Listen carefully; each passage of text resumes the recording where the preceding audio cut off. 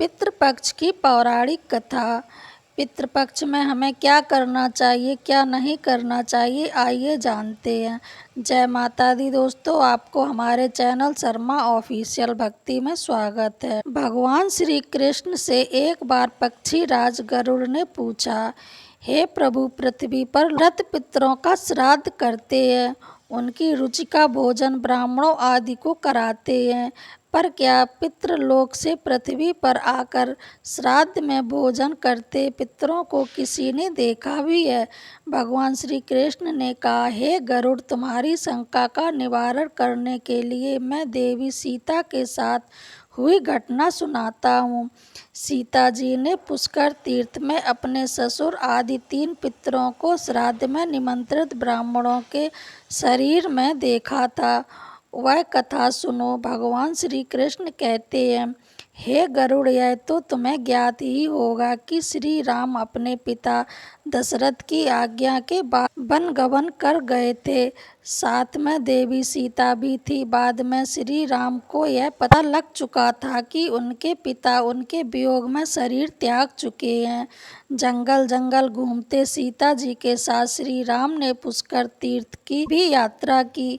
अब यह श्राद्ध का अवसर था। ऐसे में पिता का श्राद्ध पुष्कर में हो, इससे श्रेष्ठ क्या हो सकता था। तीर्थ में पहुंचकर उन्होंने श्राद्ध की तैयारियां आरंभ की।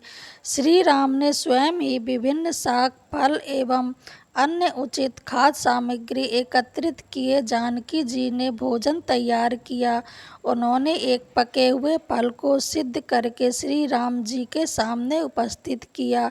श्री राम ने ऋषियों और ब्राह्मणों को सम्मान सहित आमंत्रित किया।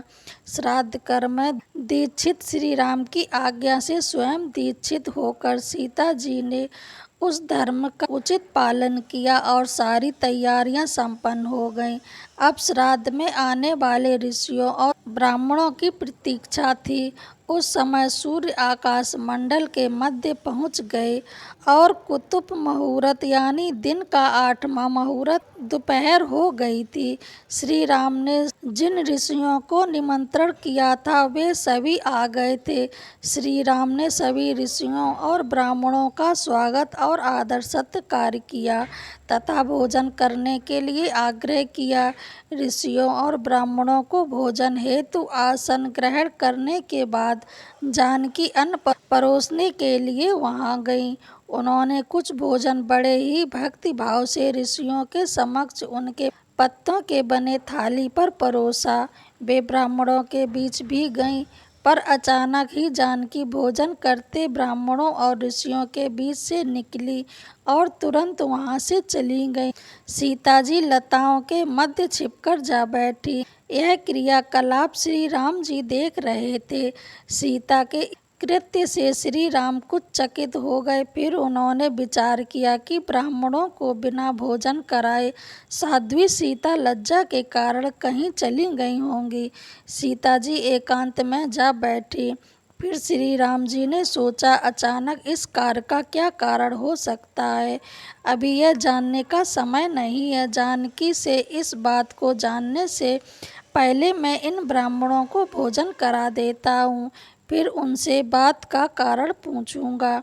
ऐसा विचार कर श्री राम ने स्वयं उन ब्राह्मणों को भोजन कराया। भोजन के बाद ऋषियों को विदा करते समय भी श्री राम के मस्तिष्क में यह बात रह रहकर कौंध रही थी कि सीता ने ऐसा क्यों किया, अप्रत्याशित व्यवहार क्यों किया। उन ब्राह्मणों के चले जाने पर श्री राम ने अपनी प्रियतम सीता जी से पूछा, ब्राह्मणों को देखकर तुम लताओं की ओट में क्यों छिप गई थी? यह उचित नहीं था। इससे ऋषियों के भोजन में व्यवधान हो सकता था। वे कुपित भी हो सकते थे। श्री राम बोले, हे सीते, तुम्हें तो ज्ञात है कि ऋषियों और ब्राह्मणों को पितरों के प्रतीक माना गया है। ऐसे में तुमने ऐसा क्यों किया, इसका कारण जानने की इच्छा है। मुझे जल्दी बताओ। श्री राम के ऐसा कहने पर सीता जी मुंह नीचे कर सामने खड़ी हो गई और अपने नेत्रों से आंसू बहाती हुई बोली, हे नाथ, मैंने यहाँ जिस प्रकार का आश्चर्य देखा है उसे आप सुने। इस राज्य में उपस्थित ब्राह्मणों की अगली पंक्ति में मैंने दो महापुरुषों को देखा जो राजा जैसे प्रतीक हो रहे थे। ऋषियों ब्राह्मणों के बीच सजे धजे राजा महाराजा जैसे महापुरुषों को देख मैं अचरज में थी। तभी मैंने आपके पिताजी के दर्शन भी किए। वह भी सभी तरह के राजसी वस्त्रों और आभूषणों से सुशोभित थे। आपके पिता को देखकर मैं बिना बताए एकांत में चली आई थी। मुझे न केवल लज्जा का बोध हुआ वरन मेरे विचार में कुछ और भी आया। तभी निर्णय लिया, हे प्रभु, पेड़ों की छाल, बक्कल और मृग चर्म धारण करके मैं अपने ससुर के सम्मुख कैसे जा सकती थी। मैं आपसे यह सत्य ही कह रही हूँ। अपने हाथ से राजा को मैं वह भोजन कैसे दे सकती थी जिसके दासों के भी दास वैसा भोजन नहीं करते। मिट्टी और पत्तों आदि में बने पात्रों में उस अन्न को रखकर मैं उन्हें कैसे देती। मैं तो वही हूँ जो पहले सभी प्रकार के आभूषणों से सुशोभित रहती थी और आपके पिताश्री मुझे वैसी स्थिति में देख चुके थे। आज मैं इस अवस्था में उनके सामने कैसे आती। इससे उनके मन को भी कष्ट होता। मैं उनको कष्ट में कैसे देख सकती थी। क्या यह कहीं से उचित होता। इस सब कारणों से हुई लज्जा के कारण मैं वापस हो गई और किसी की दृष्टि न पड़े इसलिए मैं लताओं में बैठकर छिप गई। गरुड़ जी बोले, हे भगवान, आपकी इस कथा से मेरी शंका का उचित निवारण हो गया है कि श्राद्ध में पितृगण साक्षात प्रकट होते हैं और वे श्राद्ध का भोजन करने वाले ब्राह्मणों में उपस्थित रहते हैं। आइए जानते हैं पितृपक्ष में हमें किन चीज़ों को नहीं खरीदना चाहिए। जो व्यक्ति पितृपक्ष में इन चीज़ों को खरीद लेता है उसे सारी दिक्कतों का सामना करना पड़ता है, क्योंकि पितृपक्ष में बहुत सारे शुभ कार्य बिल्कुल भी नहीं किए जाते हैं। जो आपको भी भूलकर भी पितृपक्ष में इन चीज़ों को नहीं खरीदना चाहिए और पितृपक्ष में ये कार्य बिल्कुल भी नहीं करने चाहिए, वरना उनके पितर उनसे नाराज हो जाएंगे और उनके जीवन में उन्हें बहुत सारा कष्ट देंगे। क्योंकि जब हमारे जीवन में पितर हमसे नाराज हो जाते हैं तो उन्हें पितृदोष लग जाता है, जिस वजह से हमें अपने जीवन में हर प्रकार की परेशानियों का सामना करना पड़ता है। अगर हमारे जीवन में पितृदोष लग गया है तो हमारे बने बनाए काम भी बिगड़ सकते हैं। अगर आप चाहते हैं कि आपके पितर आपसे प्रसन्न रहें और वो आपसे नाराज ना हों तो आपको श्राद्ध के दिनों में, पितृपक्ष के दिनों में अपने पितरों के निर्विध पिंडदान अवश्य ही करना चाहिए। इससे आपके पितर प्रसन्न होंगे और उन्हें तृप्ति भी मिलेगी। ऐसा भी कहा जाता है कि पितृपक्ष के दौरान हमारे मृतक पूर्वज पृथ्वी लोक हमसे मिलने के लिए धरती पर आते हैं और अपने परिजनों के बीच रहकर अन्न और जल को बड़े ही प्रेम से ग्रहण करते हैं। जब पितरदेव हमारे घर में देवता के रूप में आते हैं जो हमारे घर की रक्षा करते हैं, ऐसे में जिन घरों में स्वयं पितरदेव खुश रहते हैं उस घर पर कभी भी कोई संकट नहीं आता, क्योंकि संकट आने से पहले ही पितरदेव उसे खुद अपने ऊपर ले लेते हैं। लेकिन अगर किसी घर में कोई पितरदोष लगा हुआ है या उनके पितर देवता उनसे नाराज हैं तो उस घर में हमेशा लड़ाई झगड़ा, गृह कलेश, धन की परेशानी और बीमारियां बनी रहती हैं। ऐसे घर में कुछ भी कभी भी मंगल नहीं होता है। पितरपक्ष के 16 दिन अपने पितरों को खुश करने के लिए ही होते हैं। इस पितरपक्ष में हर व्यक्ति अपने पितरों को आसानी से खुश कर सकता है, लेकिन आपको कैसे पता लगेगा कि आपके घर में पितरदोष है या नहीं। जो दोस्तों आज इस वीडियो में हम इसी विषय में आपको बताएंगे और क्या क्या उपाय आपको करने होंगे। दोस्तों सबसे पहले हम आपको बता दें कि यह जो भी जानकारी इसका उल्लेख शिव पुराण में बड़े ही विस्तार से किया गया है, बस हम आपके सामने इसे आसान भाषा में रख रहे हैं। तो आइए जानते हैं इसे विस्तार से। दोस्तों श्राद्ध पक्ष यानी पितर पक्ष की शुरुआत 17 सितंबर मंगलवार से हो चुकी है और इसका समापन 2 अक्टूबर को हो जाएगा। इस बीच आपकी सारी तिथियां आ जाएंगी, जैसे द्वितीया, तृतीया, चतुर्थी, पंचमी, प्रदोष, एकादशी आदि। जिन दिनों में आपके पितर इस दुनिया को छोड़कर गए थे, उसी दिन आपको उन्हें श्रद्धा से श्राद्ध करना है। अगर आपको तिथियां पता नहीं है तो आप इसे अमावस्या के दिन भी कर सकते हैं। इन 16 दिनों में ऐसी कौन सी गलतियां नहीं होनी चाहिए और कौन से उपाय हैं जो आपको अवश्य ही करने चाहिए। इससे आपके पितर देवता आपसे खुश रहेंगे और आपके हर एक परिवार के सदस्य की उन्नति रहेगी। पितर पक्ष के दौरान हमें कुछ नियमों का पालन भी अवश्य करना चाहिए, जैसे पितर पक्ष के दौरान भूलकर भी दाढ़ी के बाल नहीं कटवाने चाहिए, बड़े बुजुर्गों से बहस नहीं करनी चाहिए। इसके साथ ही कुछ ऐसी वस्तुएं होती हैं जिनको पितर पक्ष के दौरान भूलकर भी नहीं खरीदना चाहिए, क्योंकि यह बिल्कुल भी सही नहीं माना जाता है। तो चलिए जानते हैं उन वस्तुओं के बारे में। दोस्तों बिना देरी किए इस वीडियो को शुरू करते हैं। पितर पक्ष के दौरान नमक का दान करना बड़ा ही महत्वपूर्ण माना जाता है। इस दौरान नमक का दान आप कर सकते हैं, लेकिन आपको पितर पक्ष के दौरान नमक को भूलकर भी नहीं खरीदना चाहिए। इस समय नमक को खरीदना बहुत ही अशुभ माना जाता है। दोस्तों श्राद्ध शुरू होने से पहले आपको अपने घर में नमक खरीद कर रख लेना चाहिए। पितर पक्ष के दौरान नमक खरीदने से हमारे घर में लगातार बीमारियों का घर बन जाता है। और दोस्तों यदि आप पितर पक्ष के दौरान सरसों का तेल खरीदते हैं तो पितरों के साथ ही शनिदेव भी आपसे बहुत ज़्यादा क्रोधित हो जाते हैं। इसलिए गलती से भी आपको पितर पक्ष के दौरान सरसों का तेल नहीं खरीदना चाहिए। आप तो जानते ही हैं कि जब शनिदेव किसी से क्रोधित होते हैं तो उस व्यक्ति की क्या दशा हो जाती है। इसलिए पितर पक्ष के शुरू होने से पहले ही आपको खरीद लेना चाहिए। दोस्तों झाड़ू का संबंध माता लक्ष्मी से माना जाता है। पितर पक्ष के दौरान झाड़ू खरीदने से आपको समस्याओं का सामना भी करना पड़ सकता है, खासकर आपकी आर्थिक स्थिति पर बहुत ज़्यादा अशुभ प्रभाव पड़ेगा। इसलिए श्राद्ध पक्ष के दौरान झाड़ू कभी भी गलती से नहीं खरीदनी चाहिए।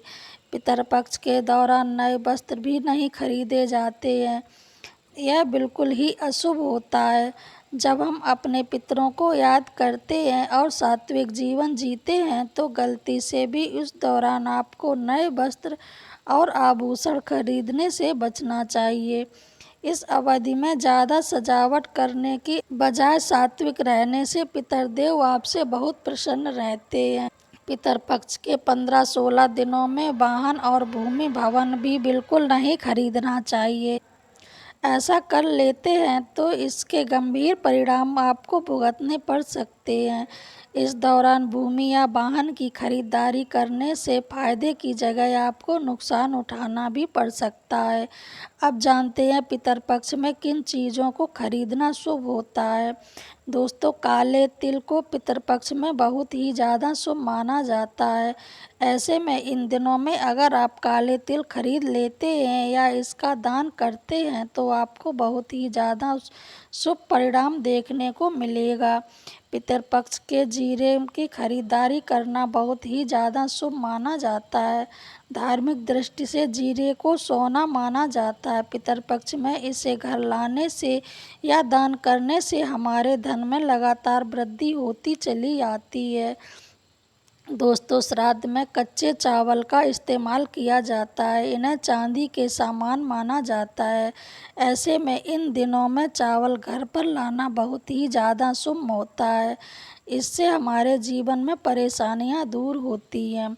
चमेली का तेल शास्त्रों के अनुसार कहा जाता है कि अगर पितरों को चमेली का तेल अर्पित किया जाए तो वह इससे तृप्त हो जाते हैं। ऐसे में पितृपक्ष के दौरान चमेली का तेल घर लाना चाहिए या दान करना चाहिए। इससे शुभ फलों की प्राप्ति होती है।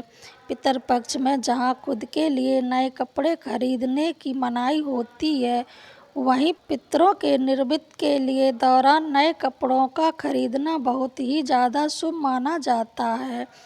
इससे पितर बहुत ही जल्दी प्रसन्न हो जाते हैं और आपको आशीर्वाद भी देते हैं, जिससे हमारे जीवन में बिगड़े कार्य में सफलता मिलती है।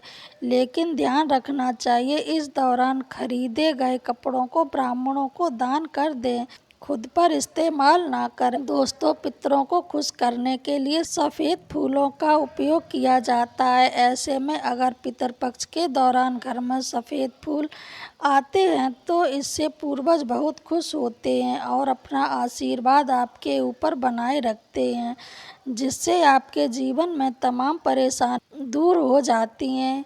आप सभी को बता दें कि पितरपक्ष के इस दिनों में कुछ खास कार्य करने की मनाही होती है। ये कार्य पितरपक्ष में करने वर्जित माने जाते हैं। अगर आप गलती से भी इन कार्यों को कर देते हैं तो पितर नाराज हो जाते हैं, जिससे आपको बुरे परिणामों का सामना करना पड़ सकता है और आपका जीवन दुर्भाग्य में बदल सकता है। पितरपक्ष के इन 16 दिनों तक आपको भूलकर कभी तामसिक चीज़ों का सेवन नहीं करना चाहिए। साथ ही आपको लहसुन, प्याज, मांस, मदिरा और नशे से दूर रहना चाहिए और तन मन को शुद्ध रखना चाहिए, नहीं तो आपको पितरों के क्रोध का सामना करना पड़ सकता है।